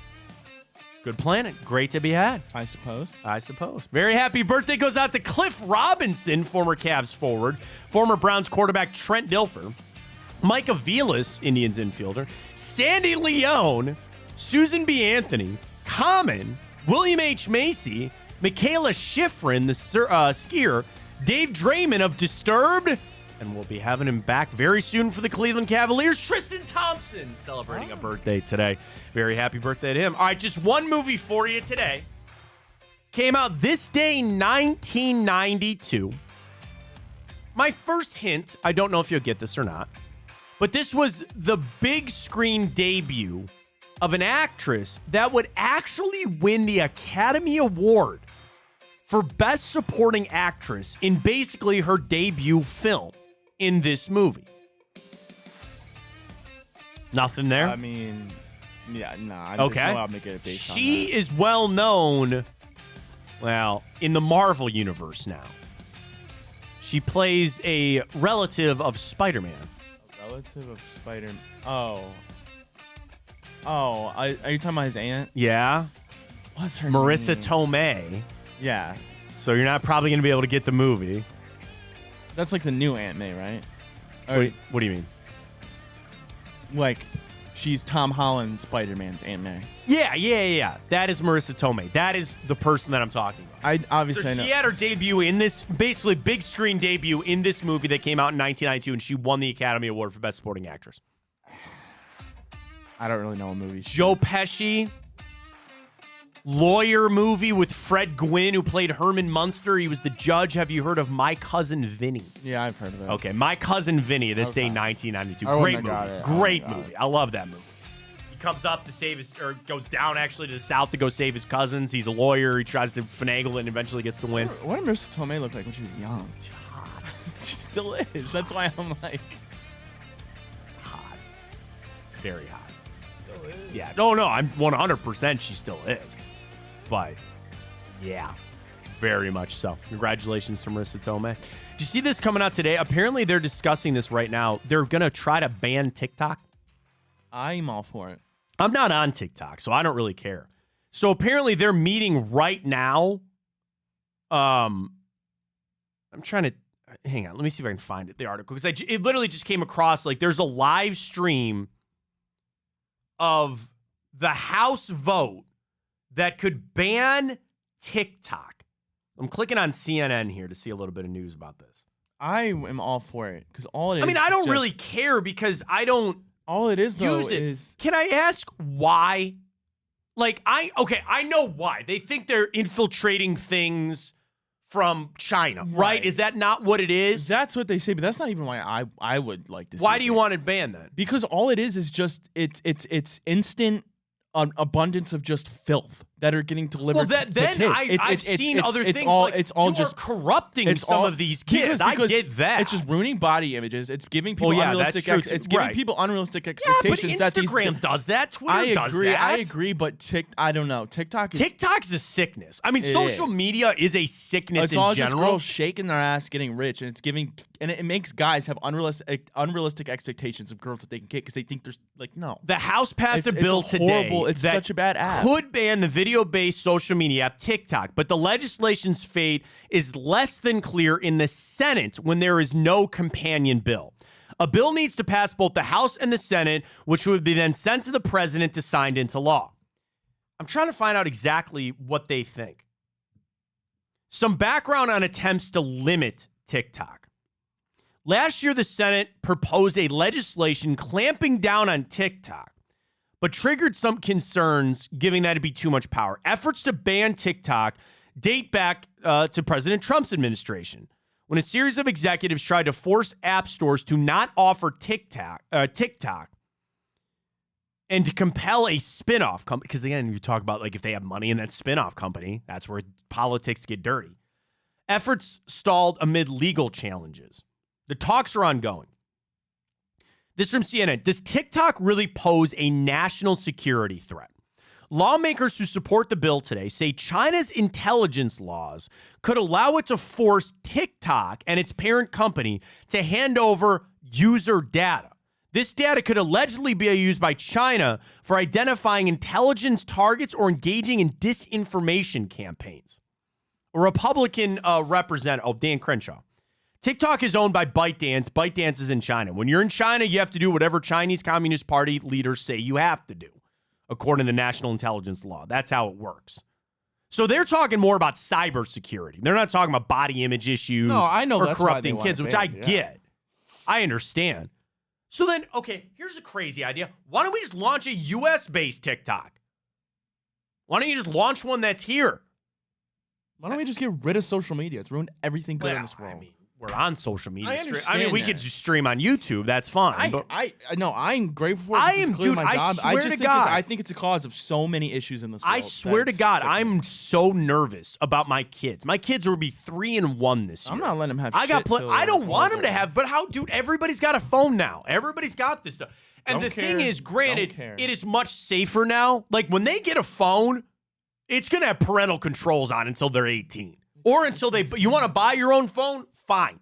But up until that day, I will have parental controls on that, and you're not going to be messaging people. Like, that's my fear, is that, again, there's predators. There's predators out there on TikTok getting people and getting kids.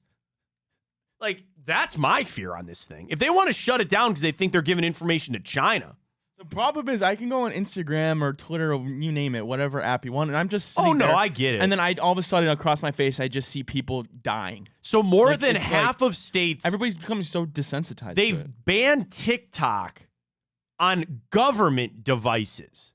There's only one state that has banned TikTok on all devices, Montana. Good for them. Yeah.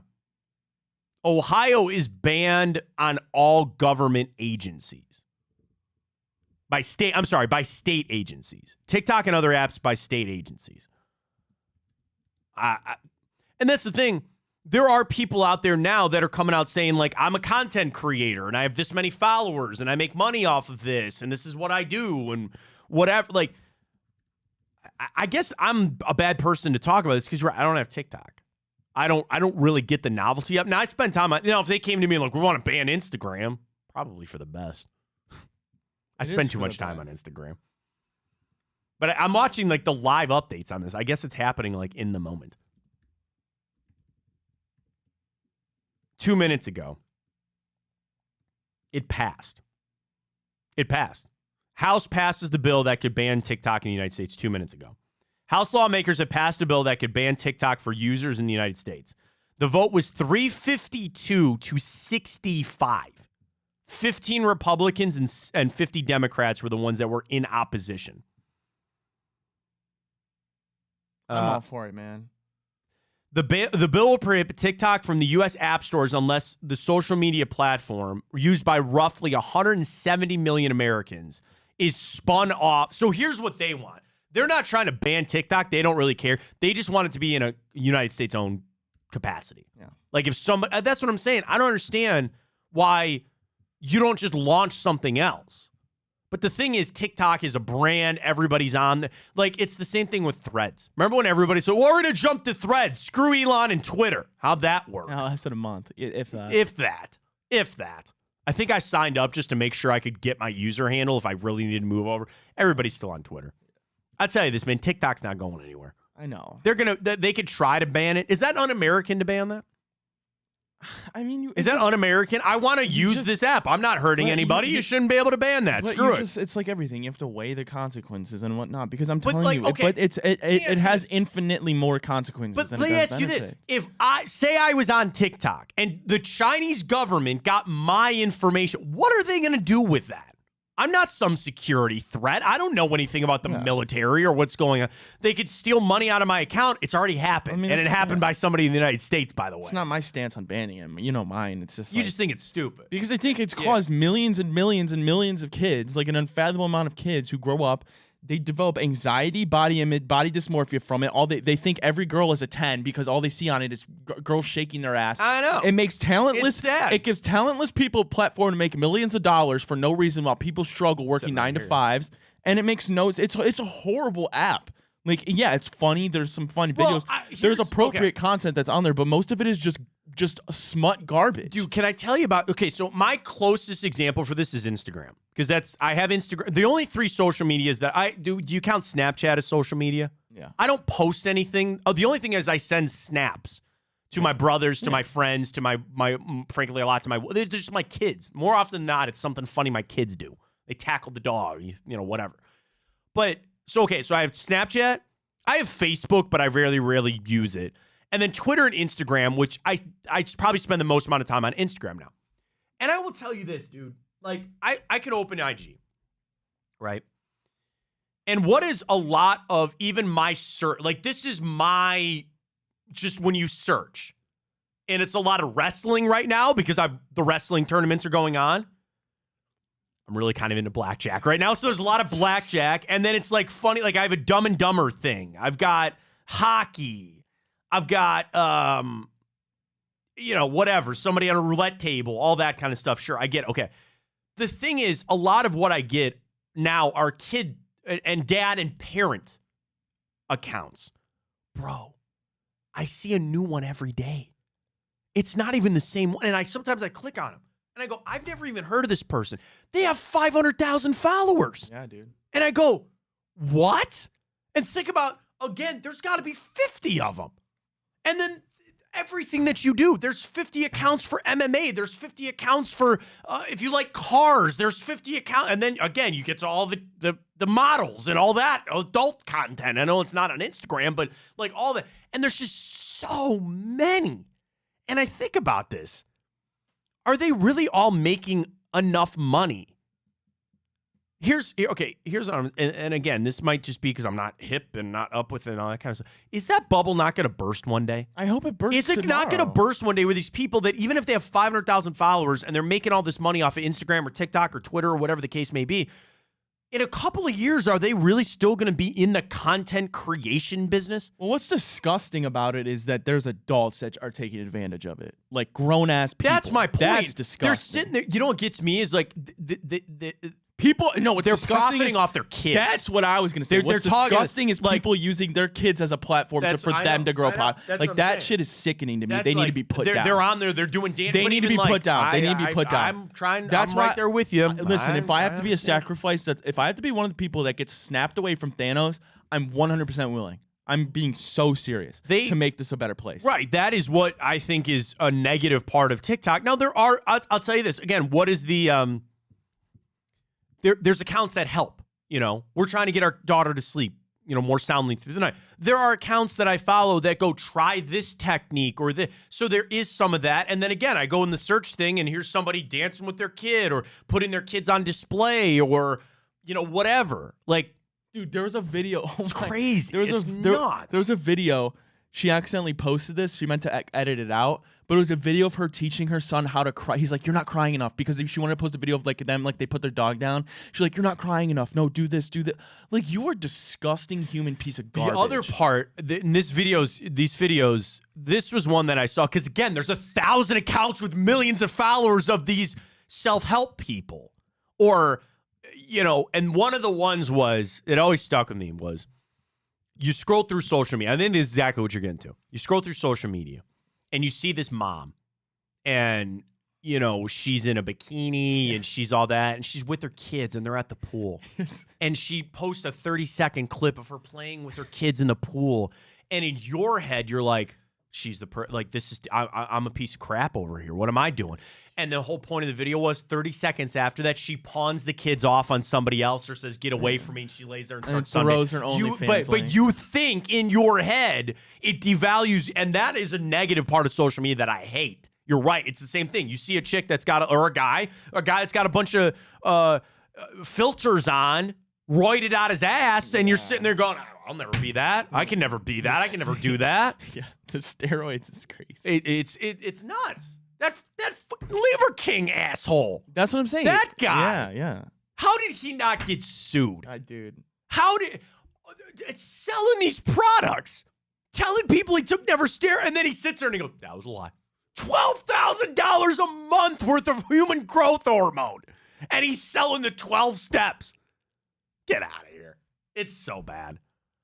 And I do think that we're a little different because like we sit here and talk sports all day. You know what I mean? Like we appreciate everybody that joins us. We have fun. You know, we BS. It's just another avenue. Like I really view this as a sports show. And this is just our outlet to do it. There's radio, there's TV, and now there's social, there's digital. You know, we post our clips. Can I say this too? Like, it doesn't really matter. I'll put it, Ryan and I's salary is not tied to social media. There are people out there that like, oh, you get paid. Not really, no. We get paid from Big Play. Now, the views, I don't know if the company makes, you know, we sell advertising. We love Garage Beer. We love Tipico. We love our great partners here. But, you know, we don't pull checks from social media. I don't even have that thing on. It asks me all the time if I want to monetize my Twitter. No, I don't. No, I don't. And that's just even like if I even put like an ad on my feed or something, let alone that super subscribe thing. My social media is a C+ as it goes. I ain't going to charge you for that, all right? That ain't worth it. I wouldn't pay for myself on social media, to be honest with you. So why would I charge other people to do it? So there we go. It's officially banned. Or at least, again, they passed the bill. God, it's not going to happen, I hope Ryan. it does. Or at least at very much, they should just come up with something else. If their big issue is finding an American version of it, then do that. Just stop letting people push their body. Like, it's so like annoying. That's the other thing about, like, dude, I cannot. You want to know what? I'm just gonna open my notifications right now, and I'm scrolling right now. Pornbot, Pornbot, Pornbot, Pornbot, Pornbot. Another one. 2 on the same account. I'm telling you, no, there's 2 on the same account. There's going to be a whole generation of on the same like. There's going to be a whole generation of teenagers with erectile dysfunction. I'm being so dead. Like, they're just serious. like it's just, and this is the thing. These are all fake. Who with half a brain but you doesn't can't click on these and go, "This person is fake"? But that's probably because you can't. They're profiting off of kids' ignorance. I guess you're right. Here's a hot chick with her butt hanging out. She has one post. Again, this bot account with one post with a link to hotsweetgirl.com. Better click on that. She likes me, Ryan. She liked one of my tweets. I'm leaving my wife If for her. I was 12. Out of here. Bye. I was 12. See you later. If I was 12, I would. I guess you're right. I'd click that shit and so run to my room. Can I put this on here to say I am not some horned up 12-year-old. I'm a 34-year-old married dad. Get it off. I don't want it. Can I just put that on here? I'm not clicking on your account. No, 'cause I'm that's not how doing bots it. work. It's why is this still a thing? Well, and Elon said he was going to clean all this crap up. What happened to that? Banning TikTok, man. That's where we're at. I don't know, man. You want to post our bracket? I hate it. It's not great. I'll tell you that. Yeah, it's not good. We can go to our All right, here we go. Bracket of the week. Best Southside bar. Here it is, all four. Ryan, they're all going to go today, right? We're going to send those all out at Matt Fontana Show. Take a look. Send the tweets out. I'll retweet them. We'll get that at the show page at Matt Fontana Show. Appreciate it. And we'll see how the votes kind of tally up for tomorrow for the finals. We'll get our Cavs boost a little bit later. There's behind the scene. They got to make sure guys are playing, all that kind of stuff. So we have our boost. Cavs points. Jaron Allen, Karis LeVert. Those are the three legs that I submitted. I think they're going to be able to put it up, but just follow us at Matt Fontana Show for the boost. Appreciate all the support. Bonus time with Drennan tonight. We'll be back 9 to 11, same time tomorrow. Maybe TikTok will be banned. Maybe it won't be. For Ryan Tyler, I'm Matt Fontana, as always.